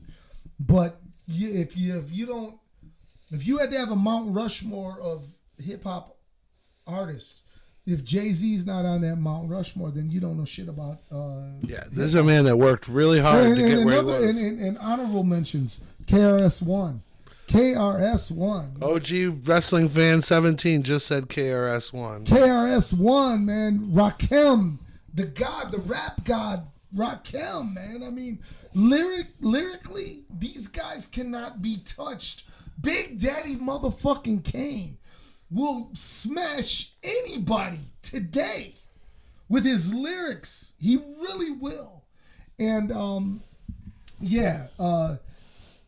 but for me, there's, and I say Kanye West because you're going with the overall. He did some shit, but I mean, when I think about favorite artist, favorite rapper of all time, it's Esham for me. But if I have to, OG Wrestling Fan wants to know what's the greatest munchie of all time. Ooh, shit. I don't know. I have to be. It always changes, but right now I'm thinking about those Black Horse Cantina tacos with that. They got that little kick to them. They're good. Hey, bro. Let me tell you something, man. Y'all out there, man, that Carlito is the shit. And Carlito not only is a great DJ, he's a great host. He's a great videographer. He's great at everything he fucking does. He's a great human, man. He is. He's a great human. Great father, great son, and a great friend. He's a great son. He's my best friend. And let me also state this, that Carlito is a badass cook. Carlito makes some stuff. He's been holding out on me. I'm gonna tell you this, man. No, he hasn't. You've had his barbecue. Yeah. Many a times. But Carlito makes a dish that is to fucking die for, you guys. It's called cowboy stew. Okay. And cowboy stew is just something that you just make up because you were like, fuck it, what we eating tonight? Cowboy stew. I introduced Carlito to cowboy stew when he was a kid. And basically what it is, it's ground beef with corn, pinto beans, and it's kind of like you just make it like that, but you put the right seasoning. And what Carlito does that fucks everything up in a good way is he puts cheese on it. And man, his cowboy stew is the best fucking munchie hookup ever, man. Ever. Oh my God. True story. Well, I'm gonna have to try this cowboy stew, but I'm gonna tell you when I'm stoned out of my mind, and I know I didn't invent this or nothing, but one day I was just sitting there thinking about whether I wanted a grilled cheese or a peanut butter and jelly. No, you didn't. And I buttered the outside of that peanut butter and jelly, and I grilled that motherfucker up, and woo, it was so good. That is definitely one of the best ways I've ever tried peanut butter and jelly. You got to be careful. You get it all over your shirt because it's so hot. From cooking it. The peanut butter ain't thick like it, but it tastes great. Hey, it's dude, good. you know what that reminds me of? Elvis used to have a peanut butter and banana, which is a good toast. combo. Oh, it's delicious. No wonder that motherfucker got so fat. Well, when I was even dieting though, like I would be making the smoothies in the morning, and I would just put a scoop of peanut butter, a banana and some of the protein powder and milk. But that peanut butter banana flavor is just so good together. I agree with you right there, man. I totally agree. What's up? What they talking about?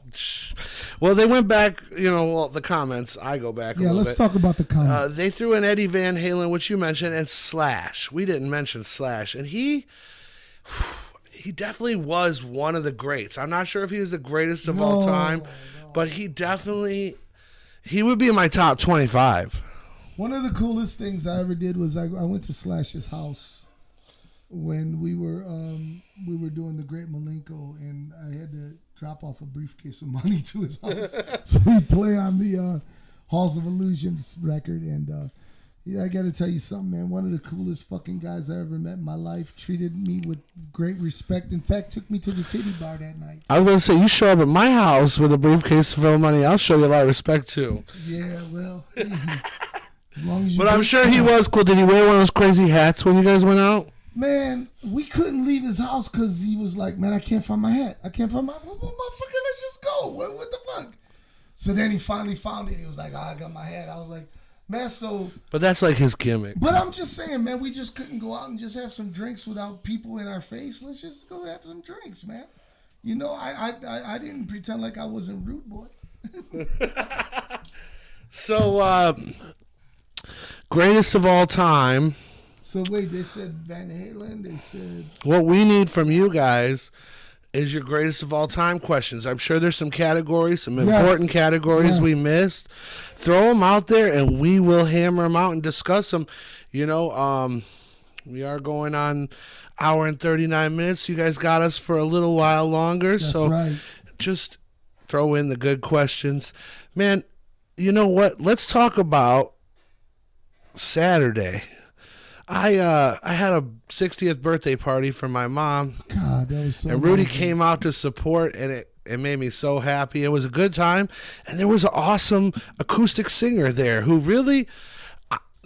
He was good. He wasn't the greatest of all time, but he had the greatest playlist. Like his dude, this guy's name was Cheyenne. He chose the best songs. And when we first sat down, Bob was like, yeah, man, they got this one-man band. I was like, oh, God, this is going to be fucking terrible. That's what let me start drinking now. So I go and get a beer, and all of a sudden this guy's playing some corny shit, and I'm like, oh, fuck, whatever. So I sit down, and all of a sudden he breaks out into Tears for Fears. Everybody wants to rule the world. And I'm like, not so bad. Okay. Then he breaks into fucking Prince.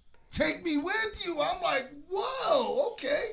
Then he goes into Oasis. Then he goes into Foo Fighters. Then I'm hooked then. Right. I'm hooked. And I'm already been drinking, so I'm feeding his fucking tip jar. And the guy's like, I'm glad you like the music, bro. I'm like, man, it's ballsy what you're doing. And I respect that hustle. And long story short, man, we got him booked for Rude Boy's birthday bash on Friday, November 4th at Trixie's in Hamtramck, Michigan. And Bob, somebody told me that you have a 30-minute set. Well, they lied to you. It's 18 minutes. 18 minutes. So you need to be there because if you blink, you can miss it. But what you're going to see, I'm not going to tell you. All I'm going to tell you is it's going to be 18 minutes of pure entertainment gold. I hope I don't miss it. There's no way you're going to miss it. I hope ain't I gonna don't. let you. Well, because I'm going to be late for my birthday party. I'm going to be late. I didn't tell everyone, but I'm going to be late because I'm going to see Shaka Khan. Hey, listen, it don't matter because I'm not letting them put me on that early. Anyways, you guys, what are your greats? Who do you want to talk about? Talk to us right now because if not, we're going to get out of here soon. I'm just trying to tell you. Greatest of all time, fast food, Arby's. What? No, hell no. What's the greatest fast food to you? Man, motherfucking Taco Bell, dude. Okay, Taco Bell is the king, I guess, because nobody can afford Arby's. Exactly. And then, I love Arby's. Man. It's good. When we left the gathering, I was like, pull over into Arby's. That's what I want to eat. You know, both times we went to Chillicothe, we stopped at Taco John's. Now my son's like, where's there a Taco John's around here? He wants me to take him to this place that we really only go to when it's the only place open. You know what's crazy? Taco John's is really a like a franchise, and they do have one other one in Michigan, and you know where it's at? In Lansing, Michigan. Dude, I'm gonna have to take him. I mean, yeah, if you're gonna go visit the Sheik's house. You know, I've already checked that off my bucket list, so make sure you go to RoX-TV and watch that shit. Dude, I've lived a life, man. You know, when it comes to wrestling and music, I have gotten to touch some legends, and I love it. And I think that to you, the GOAT around here, Rudy Hill. Boo. I mean, that's awful nice of you. My empty pockets doesn't tell me I'm the GOAT at anything. Just letting you know. No, you know what? Like I always say, you can be the GOAT. Fucking do it. Wait. What are you waiting for? Get off your ass off your couch and go do it. It's that simple. God has paved the way for you to do what you need to do. And doing what you need to do is getting off of your ass first and foremost. And saying, you know what? I think today I'm going to be a newspaper writer. I think do it. When it boils down to it, if we were to do a show to talk about talented people, the show would never end. There's so many talented people. True. But the GOATs come from hard work, dedication, and sacrifice. Now, let me say this about the GOATs.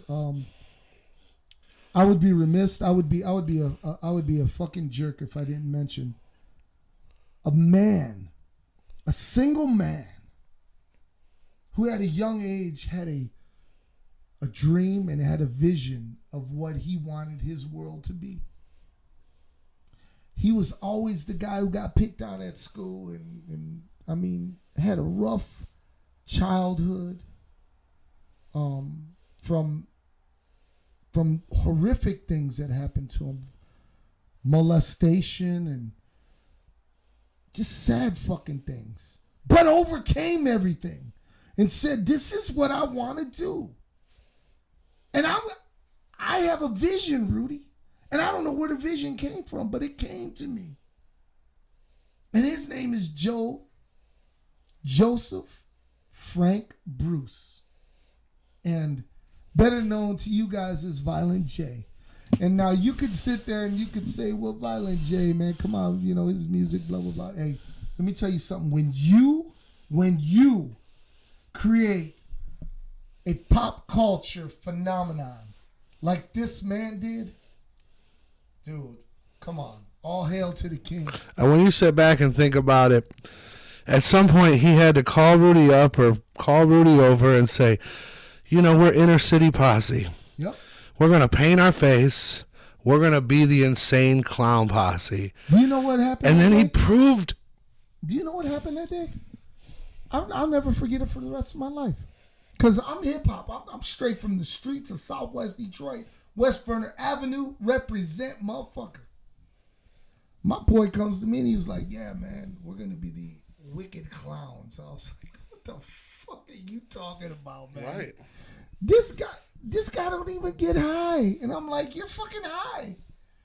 And he was like, nah, man, you just got to believe. We got to believe we can fight for this. And guess what? 30, did you hear me? 30 plus years in the fucking game. And they're practically household names across the world. Hello. Whenever you have a question from Jeopardy that has your band's name in it, you fucking made it, bro. Hell yeah. You made it. So, we definitely give him GOAT status. Yes. And he's a great guy all around. He really is. I mean, Big heart. He's given a lot of people a lot of opportunities, including Twisted, including ROC, including ABK, including DJ Shank, including fucking Axe Murder Boys, including, I mean, you name it. None of these motherfuckers, none of them would be shit if it weren't for the genius of Joe Bruce. Definitely. Definitely. Speaking of Twisted, I read that they were not going to play their old songs anymore, and I feel no like one knows their new ones, so they better do something. Shit. I feel like they're already in the coffin, and they just put the nail in it. Well, like I said, no one knows their new shit, so you better cling on to what you have. And someone asked me, and I want to address this. Someone asked me, they were like, "Man, Rudy, why are you so ill on Twisted?" And listen, let me say this. I had many great memories with Jamie and Paul. Great memories, man. We were touring buddies. I don't care if you left and you went to go do your thing. That's one thing. And you went and you talked shit about the fucking company that made you who you are. One individual who made you who you are, who made us believe in you. Because the company was like, man, fuck these guys. Right, exactly. But Joe was like, no, these guys are the shit. These guys are the shit. The straw that broke the camel's back for Rudy Hill was when they decided that they were too good to go to the march to stand up for juggalos. The same juggalos that pays their fucking mortgage, that bought their houses, that bought their cars, that did all of that shit. Those same kids that were being labeled as gang members and that they were having their children taken from them and whatnot, said, no, we will not be at that march. However, we will come to Juggalo Day in Tampa, and you can pay us $10,000. I have a real problem with that. They let the Juggalos down, and this, and the Juggalos, they got a silent win on this one. The FBI kind of backed off and said, well, we never said that. You know what I mean? Like, and that's the best win you're really going to get in that one. It's but true, man. but well, you know what? And it was no thanks to them. Now that we're talking about the Juggalos and the FBI, I urge you to go to Tubi. Tubi is a free television streaming service. It's a free. They have all kinds of movies on there, absolutely free. And the United States of Insanity, the documentary documenting the whole Juggalo versus the FBI is on there, and I'm proud of that, man. It got 98% on Rotten Tomatoes, bro. I as a filmmaker, I watched it with I don't know, I loved it. I dissected it for what it was, a documentary, not just about the Insane Clown Posse and the Juggalos, but just as a documentary, and I loved it. So it's not touchscreen. No, I know. I'm like, what did we bore everybody to death? Oh man, I don't know, Bob. I think it might be time for us to say goodnight. We do, usually got to get out of here before the police come. It takes a while for them to realize I cut the alarms. That it's true, and I got to get home because you know what's coming on, right? What's coming on tonight, Rudy? Man, Dark Side of Comedy, baby. Dark Side of Comedy. Hey, by the way, I'm going to be doing a stand-up show. And I'm going to be there supporting you. I'm going to be doing a stand-up show. Can you guys fucking believe that, you guys? He's going to have at least one table full of friends laughing. That's right. It's going to be great because it's only going to be Bob and Carlito. Now, is that like the Mark Ridley's Comedy Castle? It is. It's the Mark Ridley's Comedy Castle, and it's in Royal Oak Music. That's about as legit as it gets around here, Rudy. I mean, my homeboy, Michael Rappaport's going to be playing there on November 6th. And then just a few days later, I'll be playing there. So Michael Rappaport is essentially opening for you. He's opening for me. Yeah, he's funny. He really is. Very Michael funny. Rappaport's the shit. Great actor too, not just funny, but I've seen him in dramatic roles. You ever seen Higher Learning? Man, come on, have I ever seen Higher Learning? Man, shit, are you asking me, am I fucking Mexican, motherfucker? Yeah, of course I did. Did you ever see a movie called Zebrahead? No, I did not. And I think we discussed this before, so I'm going to have to remedy that. Now, Zebrahead was filmed in River Rouge and in Del Rey. And it's with Michael Rappaport, and it's a phenomenal movie. It really is. Del Rey, man. It's a city that's disappearing. Hey, man, but you Lives know in who's still memories. there? Black Horse Cantina. Yes, sir. They're Shout out to Jaime. They're building a bridge, and every time you cross it, you better buy some tacos because they're the best. They were my vote for goat of munchies. Can I ask you this, Bob? How lame was Happy Bar that night? You know, shout out to you, Jaime. We love you, but man, Happy was bad that night. It was fucking bad, bro. It was stale. We drank a beer. We moved on. We did, man. We did. We had pumpkins to destroy. Yeah, I know, man. Speaking of smashing pumpkins, Smashing Pumpkins are coming to town. yeah, I hear that. Are they? They're not going to bring the acoustic guitar, though, are Oh they? God, if they bring the acoustic guitar, fuck you. I'm running on stage and smashing it. No, but me, myself, And Irene.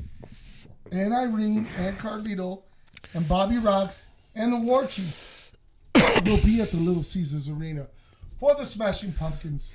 Buy us a beer. Oh, yeah. Ask us anything. No. If you don't ask us here, fuck you. Ah. Fuck you. Don't even come look at me, playa. Anyways, man, it's been a great night tonight. It's been fun. And I gotta get home, man, and I gotta get ready to watch Dark Side of Comedy and AEW. You know, We're going to be back in 2 weeks with another episode and many surprises.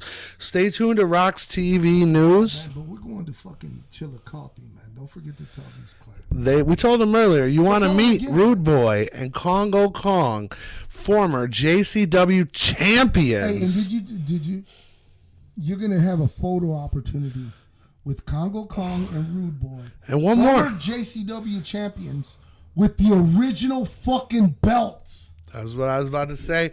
You do not want to miss because you cannot get in a picture with this belt and these gentlemen anywhere else than the Great Fall Bash, October 15th. Tickets available on brownpapertickets.com. Bobby, it's been fun. It's always been real. fun. It gives us an opportunity to get together and to fellowship with one another and get fucked up together. And fucking interact with these people that we care about. We do care about you guys, man. Thank you guys for joining us. You could be anywhere in the world today, but you decided to join us. That's cool. Now, in 2 weeks, I'm going to tell you, because I can predict, like predicting the weather, that we will be celebrating a big RoX-TV milestone. So do not miss 2 weeks from now. And if you don't know what he's talking about, what you need to do is right now, click the subscribe and like button. Do it right now. You're watching us right here on YouTube. Click the like and subscribe button to find out all of the information that's going down with Rudy, Bobby RoX, and the whole RoX-TV crew, because we got some big things coming, Bob. Big things coming, and that's why we're going to have to get out of here, because we got to make these big things happen. So we'll see you guys October 15th. Bobby. November 4th. Bobby, any final goodbyes on your behalf? I would like to say thank you to everyone who tuned in today. Thank you to everyone who dropped a question here today. It was really fun discussing the GOATs and always being here with my best friend, Rudy Hill. My final words are be good to each other. Well, that's a great thing. That's a great thing. Be good to each other. The next time someone cuts you off on the road, let it slide. Steps on your shoes at the club, let it slide. We're all humans. See, Bobby's a good guy. Step on my shoes and see what happens. Oh, I've already seen what happens. Bob, take this guy outside. You're right, Bob. Get rid of him. Handle him. He stepped on my shoes twice. No. I'm just kidding. Once again, man, we like to leave you with some positivity. We like to leave you with some uplifting, encouraging things. And one of the things that we like to leave you with today is that, again, you could be anywhere in the world, but today, for the last couple hours you spent with us, we don't take it lightly. We're thankful for it. We're thankful that you even care what we have to say. Just know one thing, we care about what you have to say. And we're blessed by you. Shout out to Anya. Shout out to old school wrestling fan, man. That guy's always with us, man. He sometimes got some funny things to say. He does, man. Sometimes he does got some funny things to say. Shout out to Eddie out there in Southwest Detroit. Shout out to Benna, his lady. Good people. Shout out to our business friends. This week, Black Horse Mutiny Bar and Soulful Dreams. Soulful Dreams, man. The homeboy from L.A. Shout out to Santana, my boy, who's listening right now. I love you. I'll see you in a couple days. Man, this has been a great fun night tonight, and you see, I'm stalling because I don't want it to end, but I know it's going to end because it has to end. But shout out to Vicky. My God, Vicky. Yeah. Can I get some sleep? Shout out to the world. Once again, man, you could be anywhere in the world tonight, but you decided to join us. We don't take it lightly. And with that being said, as I always say, we're not here for a long time. We're here for a good fucking time. Be good to one another.